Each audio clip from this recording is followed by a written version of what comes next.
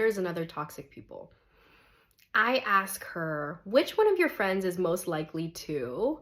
And, I mix in a bunch of very easy questions, easy ranking questions to answer, like become a famous soccer player or wear makeup first. And I sprinkle in some things that are more sensitive, like which one of them is the most likely to start drinking alcohol first, which one of them is likely to, sneak out of the house or keep secrets from their parents or, stuff like that. Vape first.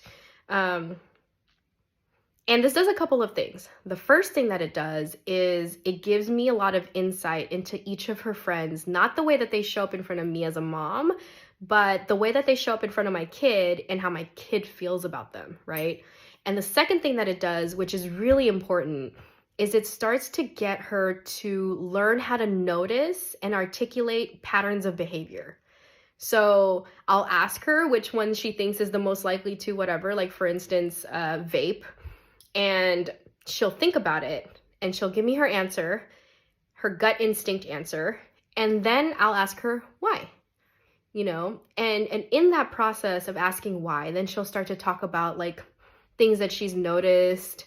Maybe this kid is more susceptible to peer pressure or, just things like that. And it's super important because that skill set, essentially being able to profile without using the word profile, right? Being able to understand the psychological motivations behind behavior and the patterns, right, that exist throughout all people. Once you know what you're looking for, none of these things are invisible, and so getting her to understand those things early on will help her solidify her ability to tell the difference between safe versus unsafe people.